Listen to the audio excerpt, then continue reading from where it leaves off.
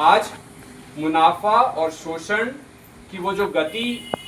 तब से शुरू हुई होगी भारत जैसे देशों में, और केवल भारत की ही बात नहीं है, आप नेपाल की बात कर लीजिए, आप श्रीलंका की बात कर लीजिए, कुछ दिनों पहले बांग्लादेश की बात कर लीजिए, इसके अलावा यूरोप के भी कई देशों में इस तरीके से नौजवानों ने हुंकार भरी है। और वो हुंकार केवल इसलिए है कि विश्वविद्यालयों ने जो वादा किया था सपना पूरा करके देने का युवाओं को, वो सपना पूरा करके देने में असफल रहे हैं। विद्याश्रम के पीछे,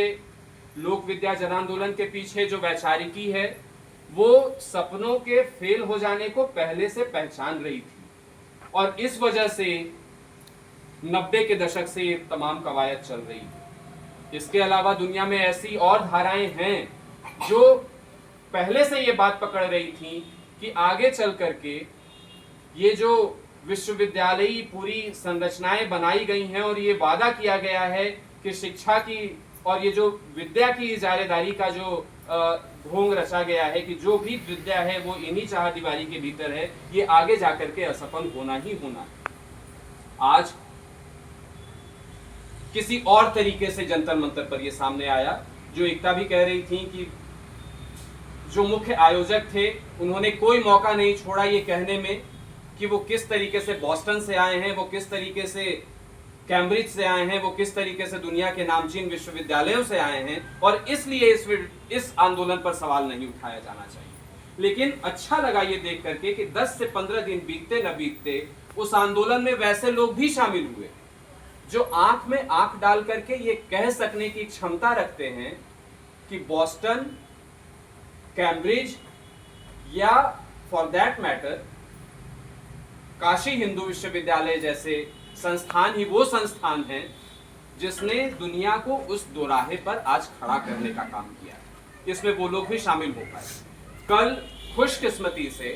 हम एक शाम को थोड़ी देर के लिए एक वेबिनार में शामिल हो पाए, मुझे सूचना देर से मिल पाई थी। उसमें युवाओं से बातचीत चल रही थी, उन युवाओं से बातचीत चल रही थी जो इस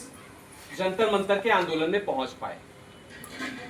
आयोजकों ने उसको जुलाई क्रांति का नाम दिया, और सवाल केवल ये था उन युवाओं से कि आपने इस जुलाई क्रांति में शामिल होना क्यों जरूरी समझा, आपका अपना व्यक्तिगत वजह क्या था। और जो पैनल था, पैनल बोलने वालों का पैनल नहीं था। पैनल में साफ तौर पर लिखा हुआ था कि सुनने के लिए पैनल में कौन कौन रहेंगे, और उस सुनने वाले पैनल में योगेंद्र यादव से लेकर जॉन द्रेज से लेकर के दयामणि बारला से लेकर के तमाम वो सारे लोग थे जिनको हम आंदोलनों में अपने साथ हमेशा अलग अलग जगहों पर हमेशा अपने साथ खड़ा पाते हैं। तो सुनने वालों का पैनल ये था। बोलने वालों का पैनल युवाओं का था जो देश के अलग अलग हिस्सों से जुड़े हुए थे। और मुझे बड़ी अच्छी लगी वो बातचीत जिसमें मोतिहारी के एक लड़के ने कहा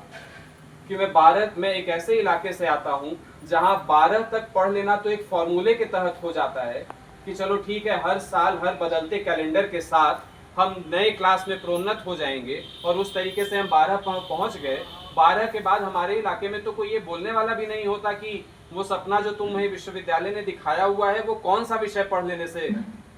पूरा हो जाएगा। और उसी दुख ने उसको जंतर मंतर से जोड़ा। ऐसे कम से कम 10 लड़के लड़कियों की बात मुझे कल सुनने का मौका मिला उस 2 घंटे में, 1.5 घंटे में, जिसमें लगातार वो ये कह रहे थे कि हम तो अपने आप को इस विश्वविद्यालय शिक्षा का हिस्सा कहीं मान ही नहीं पाते, जबकि हम हर कीमत चुकाने को तैयार हैं। हमारे माता पिता खेत जमीन सब कुछ बेचने को तैयार हैं कि हम इस विश्वविद्यालय शिक्षा के कहीं तो भी हिस्सा बन जाएं और उस वेव पर सवार होकर के कहीं तो भी 2 पैसे के आदमी बन जाएं। लेकिन सबने यही कहा कि जब हमें समझ में आ चुका है अब ये बात कि हमारा ये सपना इससे पूरा नहीं हो सकता, और यही एक कारण था कि हम उस आंदोलन के हिस्सा बने। और उससे ही मुझे ये